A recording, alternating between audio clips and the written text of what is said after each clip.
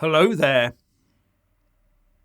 Well, the Labour Party tax addicts got that one totally wrong, didn't they?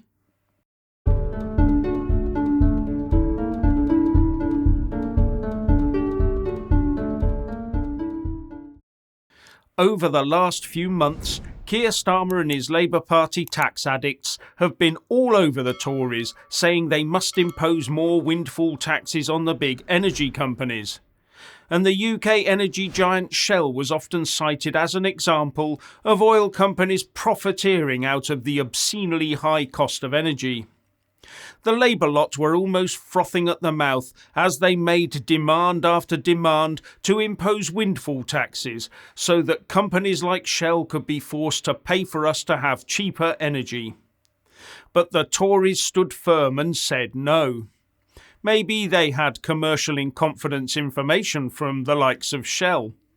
Because we now find out that while the lefties were screeching about taxing until the pip squeaked, Shell was not having such a good time, to the tune of missing out on somewhere between $1 and $1.4 billion in Q3.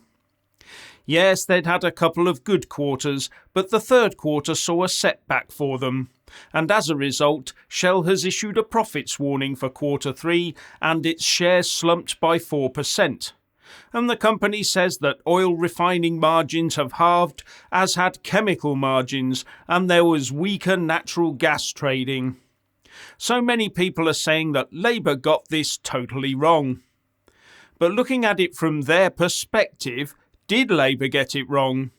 Because a profits warning is just that, a warning that profits will not be as high as expected.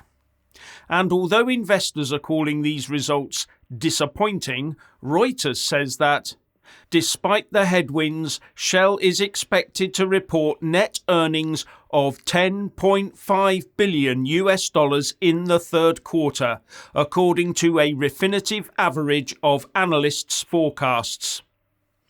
And that's only $1 billion short of Shell's bumper earnings in Q2.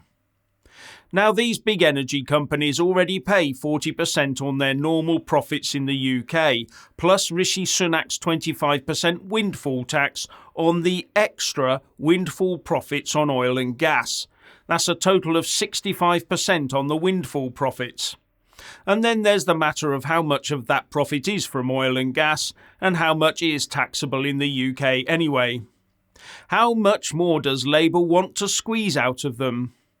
At present, we're on course to get £7.7 billion from the windfall levy in the 2022 to 2023 financial year. But that's based on figures produced prior to this profits warning, so it might be lower. Anyway, based on that figure, if the windfall was taxed at 100%, then the maximum we could get would be about £18.5 billion, leaving the companies with zero windfall profits. It comes down to how socialist or capitalist you are as to where on the scale between 7.7 billion and 18.5 billion you are. Or you may think there should not even be that first 25% windfall tax anyway. So where are you on all of that?